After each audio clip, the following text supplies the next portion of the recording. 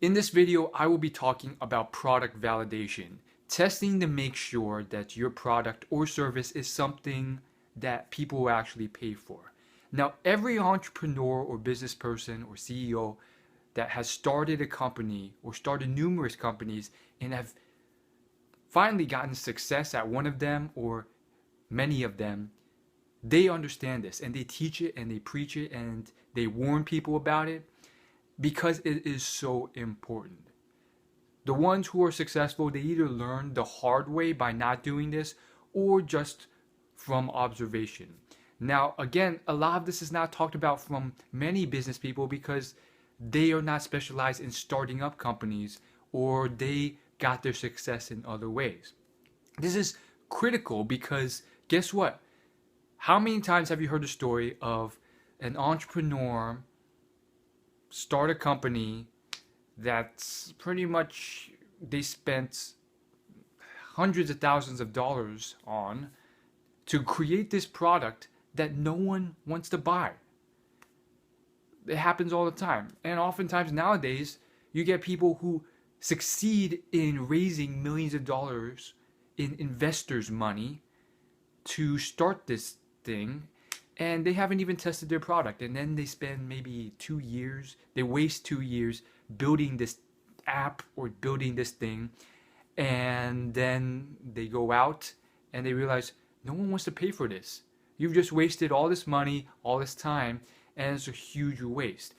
A lot of people are under this false myth or false assumption that you need tons and tons and tons of money in order to succeed in a business. Actually, it's really a double-edged sword because a lot of people who have a ton of money, they spend it frivolously or they just create this stupid thing that no one wants to buy.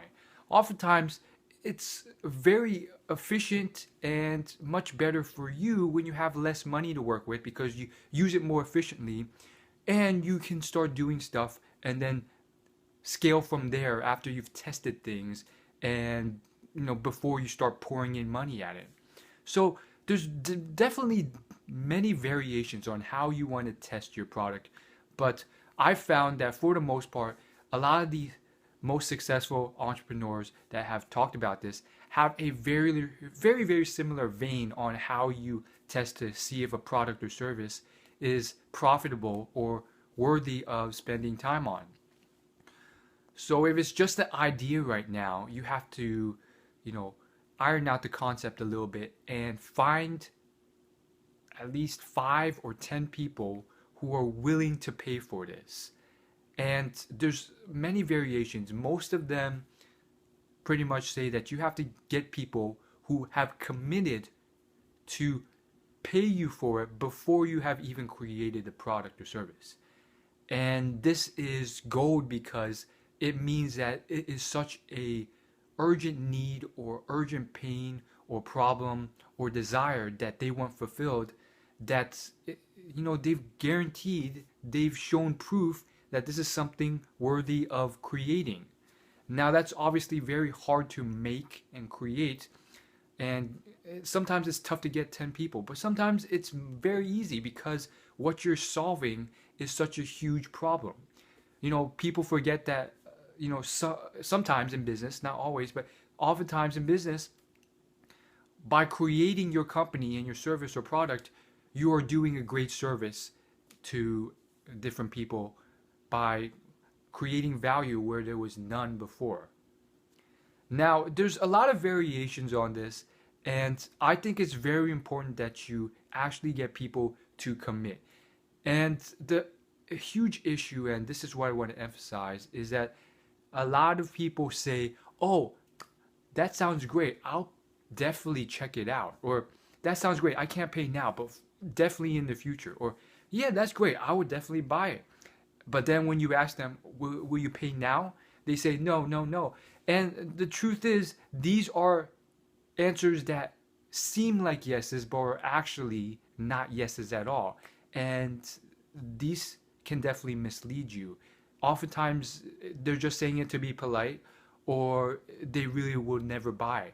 And you have to realize that these are actually no's rather than yeses.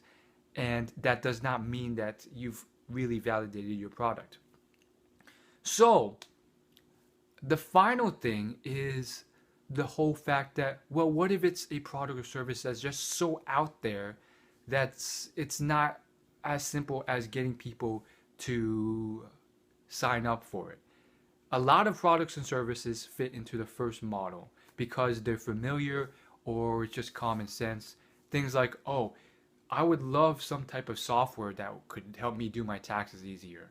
It's something that's, at least somewhat understandable or reasonable. However, this is the first thing that popped into my mind. I'm like, well, what about those inventions that are just so far out there that you can't get anyone to really even consider them because, it's so futuristic or whatever that people don't take you seriously.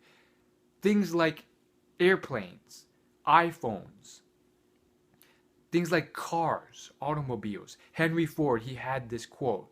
If I had asked people what they wanted, they would have said faster horses.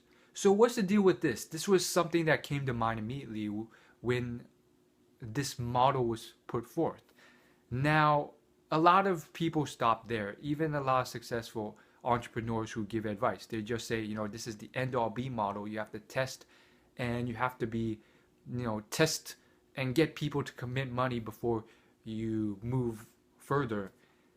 However, I found one person who has really fleshed out the full model, and this is quite the entrepreneur. He has numerous startups that he has founded and IPO'd and went public with, 8 to be exact. He's lost $32 million of investor money, but he ended up paying back his investors eventually $1 billion each, and he's a serial entrepreneur. This guy is the author of the book, The Lean Startup, and he definitely knows what he's talking about. And he's the first one I've seen who really has a full understanding of things.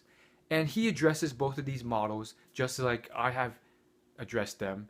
And he says, for the latter model, it's different because these are things like airplanes and like iPhones that have not been invented yet. So you cannot be, really going up to people and saying, would you pay for this? It's just too far into the future or too crazy to even think of. Think of people like Elon Musk. He's doing just ridiculous stuff. Shooting rockets into space, creating electronic cars, creating electronic payment systems when that wasn't really a thing, so on and so forth. So for him, I don't think he really did too much testing of the idea to see if it's profitable. But, basically, the answer to the second model is just to see, well, is this something that will revolutionize the world or really just make things so much easier if they were there? Elon Musk, he tackled some of the biggest problems known to humanity. He went straight for the biggest areas of pain for humanity. That's why he went into these fields and tackled these impossible problems. He knew that if he could solve that problem, if he could create a solar-powered car, if he could create a solar-powered energy factory, all these things he's done, and he made those scientific breakthroughs, people would pay for it because it's solving a huge problem. It's cutting down dramatically on pollution and so forth. So that's basically it in a nutshell. If you want a more elaborated version, I highly recommend you check out the book, The Lean Startup. It's funny because when I first heard about this book mentioned numerous times, I thought it was very cheesy. The title was cheesy. I assumed it was just, some random guy who made this book. And it was hyped like crazy. A lot of, people in the business crowd, they would constantly talk about this book. And honestly, I was just like, whatever. Then I realized and found out about who wrote the book. It was this serial entrepreneur, started all these companies, finally got a company to $1 billion market cap. And I'm just like, wow, this guy's actually really credible. So really check out the book. I recommend it. And I'll see you in my next video. Thanks for watching. Peace.